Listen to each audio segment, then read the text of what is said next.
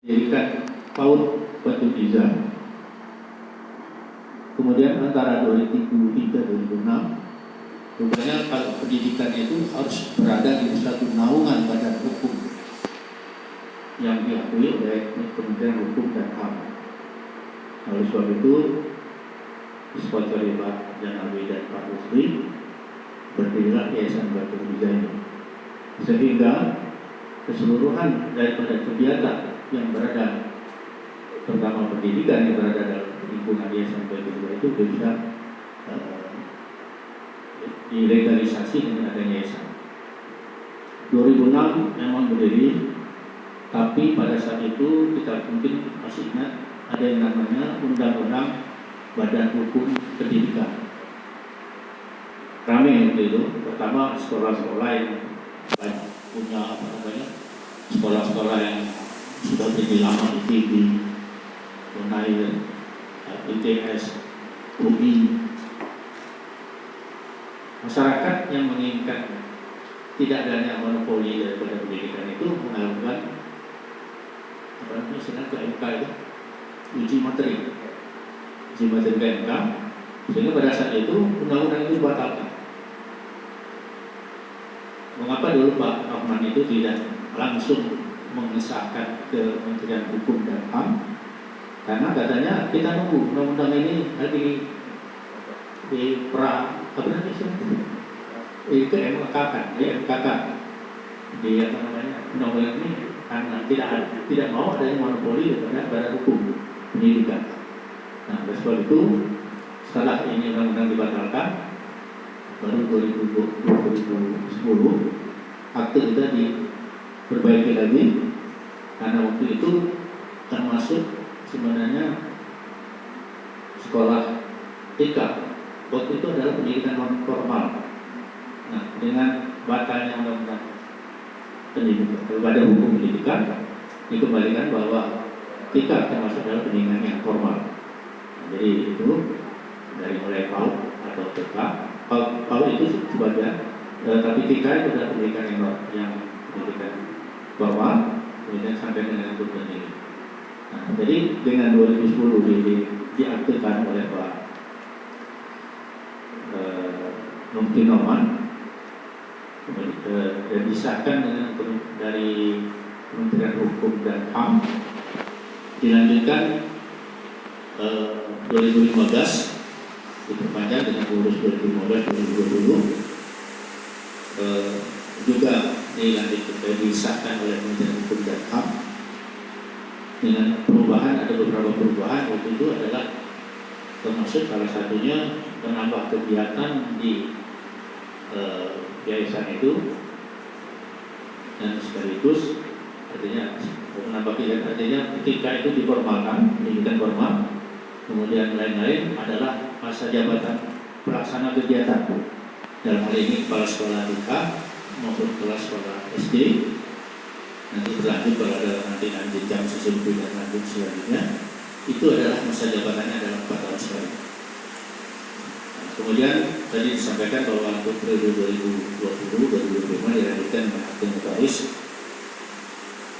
disebutkan tanggal 10 Agustus 06 tahun 2020, yang sebenarnya periode pengurusan ini adalah berakhir kemarin tanggal 26 Agustus 2020. Jadi ini ada lewat 3 hari, tapi karena Bapak Ketua Pembina karena ini sudah keluar akte notarisnya, dilanjutkan adalah pengurusan pada sekarang untuk melanjutkan dia. Bapak sekalian, itu riwayat daripada pengurusan Yayasan Batu Iza ini. Selanjutnya saya perlu menyampaikan dalam 5 tahun ini kegiatan-kegiatan yang sudah direalisasikan sebagai pertanggungjawaban. Nanti Bapak-Bapak Pembina dan pengawas bisa baca di dalam buku yang sudah kami silakan. Yang pertama adalah tugas fungsinya dalam memberikan pertimbangan dan persetujuan terhadap RAPBS, jadi rencana anggaran belanja sekolah. Mudah-mudahan nanti kalau pengurus setuju, pengurus yang baru setuju gitu ya, bukan hanya RAPBS ini Asma, ini berarti ya, Mungkin RKGS juga nanti kita akan disahkan oleh pengurus. Jadi maksud saya, kalau selama ini adalah anggaran belanja dan pendapatan dan belanja sekolah, itu disahkan oleh pengurus dalam 1 tahun sekali. Tapi mungkin saya nggak tahu, mungkin nanti periode bukan maksudnya tahun ajaran tahun pembelajaran 2021-2020 RKGS pun harus disahkan oleh pengurus. Jadi sementara ini RABBS yang sudah kita lakukan selama ini pengesahan daripada RABBS yang diajukan oleh sekolah, dan itu adalah hasil persetujuan daripada seluruh pengurus dalam rapat pleno, baik itu pengurus maupun pimpinan. Ini dilakukan setiap tahun, dan mungkin tahun ini kita rencanakan selama dalam 1 semester maksud saya, mungkin kita akan tinjau kalau ada perubahan daripada APBS yang sudah disahkan. Apalagi sekarang kondisinya dengan COVID-19 ini, baik SD maupun TK itu sudah memberikan keringanan dari bulan Maret ya, April sampai September adalah 50% pembayaran daripada SPP yang sebenarnya terdampak, tapi karena walaupun pegawai negeri kadang-kadang orang tuanya punya alasan lah, terdampak semua lah seolah-olah gitu kan. Akhirnya pendapatan pasti berkurang. Nah ini nanti kita evaluasi dalam 6 bulan setelah Agustus Juli ya, mulai sudah Juli kan. Nah, jadi kalau di pemerintahan itu adanya Pak Edi, namanya Pak Edi. Kalau ada perubahan itu ada perubahan anggaran Pak ya. Kalau mungkin ada penyisiatan baru kegiatan-kegiatan tahun 2020-2021 yang sudah disahkan APBS bulan Februari yang lalu. Karena itu biasanya APBS itu disahkan berapa bulan sebelum tahun pembelajaran dimulai. Itu yang pertama. Kemudian kedua, melaksanakan pengawasan dan evaluasi terhadap lembaga dengan mengadakan rapat ICDT dengan lembaga. Jadi kalau diperlukan yang terjadi permasalahan dan perlu diambil kebijakan dari pengurus. Ini beberapa kali dalam 1 semester kita lakukan, dan sekarang alhamdulillah ya kita sudah punya sekretariat, jadi mudah nanti kalau ada kegiatan ini tidak lagi membuang di SD, tidak lagi membuang di bawah, tapi ada tempat di sekretariat itu. Nomor 3, yang ketiga, mengatur pelaksanaan pengadaan sarana dan prasarana lembaga, terutama yang lebih utama lagi adalah pembangunan baru SDT Batu Niza di tanah yang pengelolaannya telah diserahkan ke Masjid Raya Batu Niza oleh Pak Gubernur, dan sudah disetujui begitu oleh Pak Gubernur, oleh Pak Sekda, oleh Pak Sumadi, bahwa disetujui untuk dibangun di sini SD dari atas sampai nanti perkantoran SDT. Alhamdulillah sekarang sudah dibangun 11 ruangan, 1 PC kamar mandi, tinggal 1 ruangan kelas dan 1 kamar mandi besi. Yang selama ini kita beranikan, kita mendirikan SD itu mendahului daripada mulai pembangunan Pak Agustinus dan lain-lain. Kita meminta Dharma Wanita itu dipakai oleh kita. Nah sebenarnya Dharma Wanita itu habis tahun ini, Juli kemarin ya habis. Tapi karena itu beralih pengelolaan aset dari Dharma Wanita ke Badan Aset dan Keuangan Daerah, kayaknya orang pegang aset itu belum ngerti gimana, belum bisa memberikan pedoman yang bagaimana penyewaan daripada lokasi. Tapi Umi Roy, Kepala Sekolah SD, bertekad tahun ini 2 kelas ada tadi, 2 kelas ini ya. Nah, oleh sebab itu mungkin kalaupun nanti mungkin 1 ini Pak Edi nanti mulai 1 September kita mulai lagi 2 kelas yang sebenarnya bangunannya tinggal dinding, lantai dan kelompok, itu Pak ya. Nah, tadi Umi Roy sebagai Kepala Sekolah sudah menyetujui, karena terus terangnya anggaran kita untuk pembangunan baik dari SD maupun TK sudah disedot dulu. Maksudnya saya disedot dulu karena kita akan melanjutkan kerja ini, sehingga yang sebenarnya anggaran itu Juli adanya bulan Februari kemarin sudah kita ambil dulu karena untuk meneruskan pembangunan ini, dan insya Allah bisa dimanfaatkan. Jadi 11 ruang belajar ini dan 1 kamar mandi WC. Jadi kalau nanti kepala SD, karena terus terangnya PAUD tahun ini uangnya sudah tersedot semua dan banyak anggaran mereka yang harus direvisi. Mungkin PAUD tahun ini sudah maksimal yang diberikan pada saat kita menyelesaikan 2 ruangan di atas dan di bawah itu. Sehingga nanti diharapkan uang ini adalah dari SDIT, ditambah mungkin ada sumbangan daripada donatur. Kemudian yang keempat, mengarahkan kegiatan lembaga pendidikan dengan diawali setiap tahun pemberian surat keputusan tenaga pengajar, tata usaha dan bendahara serta petugas lainnya. Ini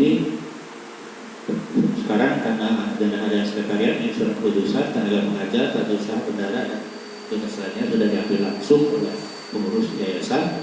Tidak lagi seperti dulu dilakukan per sekolah, baik SD, TU, SD maupun TU-nya PAUD. Jadi tidak mengganggu kegiatan rutin daripada SD maupun PAUD. Kemudian yang keenam, mengatur administrasi dan ketatausahaan terhadap lembaga pendidikan. Pertama, telah disusun dan ditetapkan statuta TKIP dan SDIT yang disahkan pada Oktober 2015 lalu. Mungkin banyak kekurangan daripada statuta ini, nanti akan saya tugaskan siapa yang menangani khusus nanti pada rapat pengurus. Perlu dievaluasi lagi apakah statuta yang disahkan 2015 kemarin itu bisa dilanjutkan atau mungkin perlu ada koreksi. Statuta ini semuanya ada di baik SD maupun di TK. Saya mohon nanti kepada kepala SD, kepada TK itu seluruh guru tata usaha dan yang petugas lainnya harus tahu isi statuta. Jadi mereka tahu hak dan kewajibannya sehingga jangan nanti sampai bahwa itu tidak pernah mereka ketahui. Yang keenam, mengatur kesejahteraan ketenagakerjaan guru dengan menyesuaikan gaji terhadap masa kerja juga. Ini mungkin nanti akan saya berikan tugas khusus.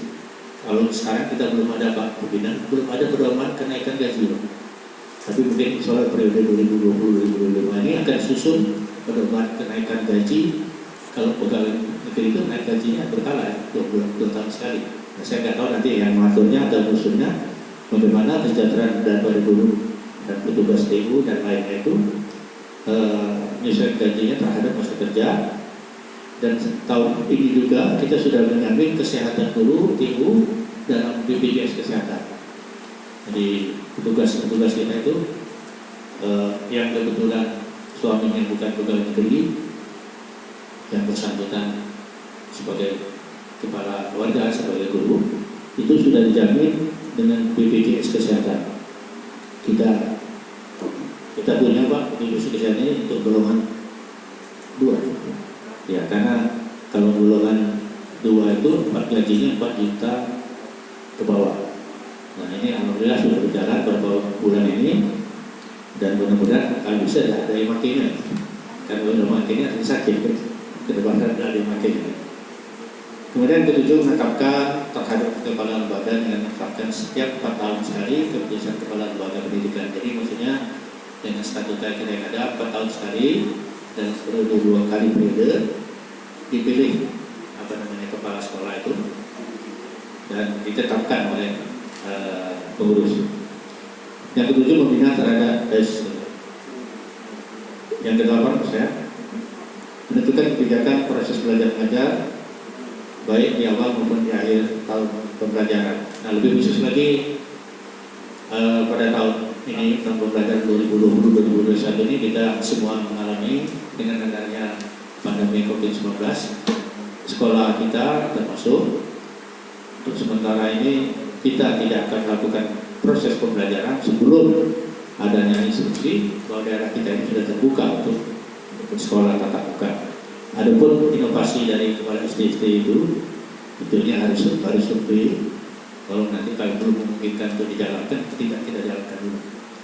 Namun demikian, kalau orang tua pasti ya, saya yakin dan percaya orang tua itu ya, kalau bisa diserahkan ke sekolah anak, kan gitu maunya kan? Karena kesulitan, pertama kesulitan orang tua yang bekerja, kedua kesulitan ngatur anak-anak. Jadi orang tua jadi guru di sekolah.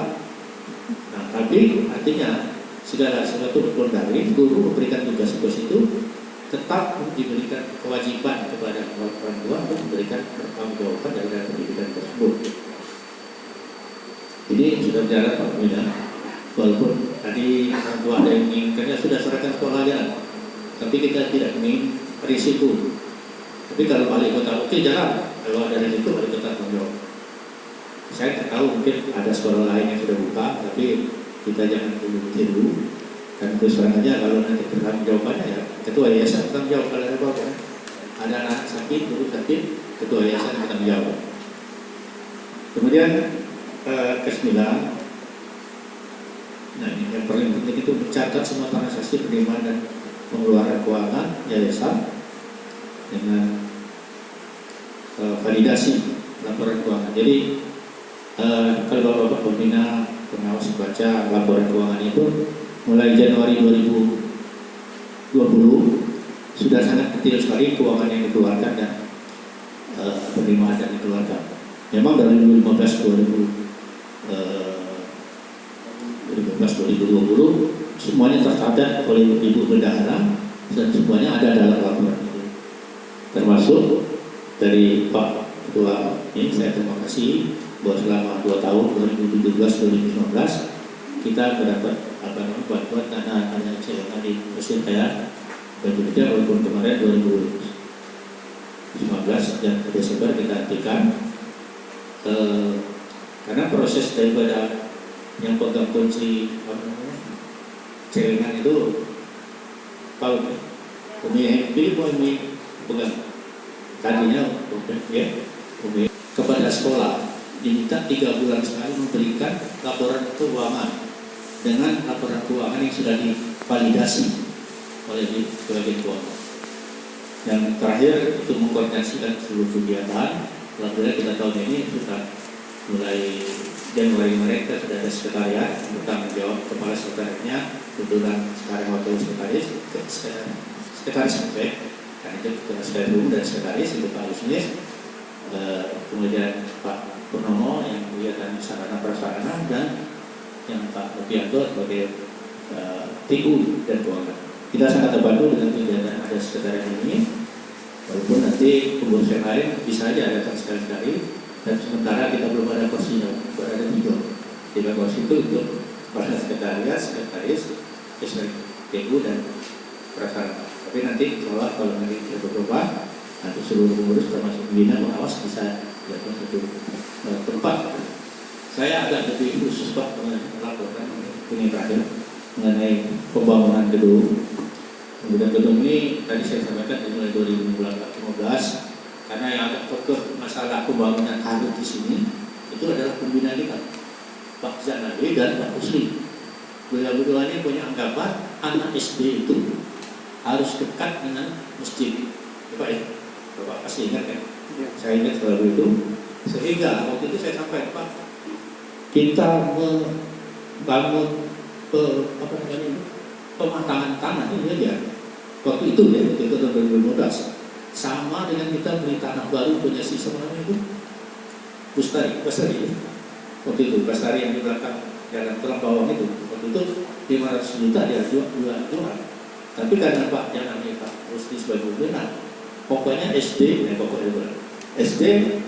karena masih perlu bimbingannya harus dekat dengan masjid. Nah, jadi saya sampaikan pematangan tanah aja itu hampir sama dengan kita beli baru 500 juta pematangan tanah lebih. Dan alhamdulillah kalau awal-awal dulu terus terang ya Bapak ini selalu bantu di masjid, diumumkan Pak Janawi gitu juga. Kalau lihat catatan di bendahara itu lancar Pak. Tapi belakangan ini alhamdulillah masih juga, tapi yang mungkin jenuh orang memberikan bantuan.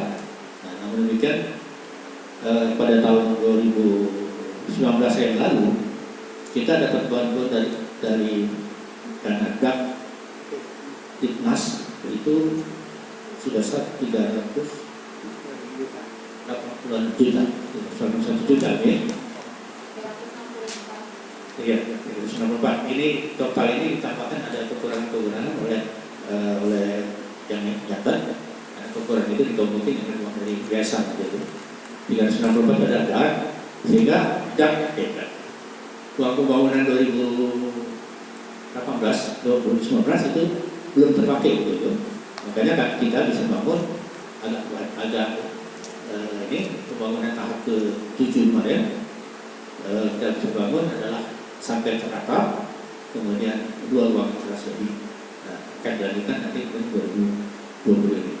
Jadi total dari keseluruhan uang yang sudah digunakan itu khusus untuk pembangunan itu adalah termasuk tadi 381 yang dari dapnya Dignas itu adalah sebesar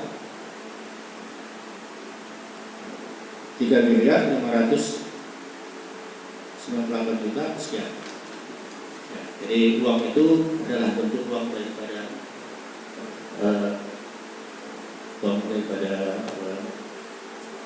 sekolah, uang pembangunan yang tetap berlanjut. Kemudian beberapa sponsor, Pak Baugan, Pak Budiono, Pak Gayadi, itu sponsor yang memberi bantuan. Kemudian yang secara institusi itu adalah dari institusi, kemudian dari donatur-donatur lain, sehingga alhamdulillah kita walaupun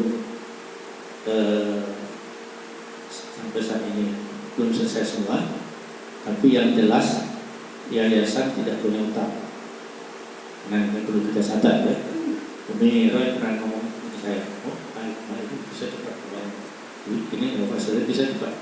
Saya bilang gini, pertama kalau bangun cepat itu bisa, tapi yang namanya bangun itu kan harus diberi uang berapa. Satu. Kedua, kalau kita tidak bisa diagungkan Pak, sertifikat pun berarti tidak bisa dikebutkan.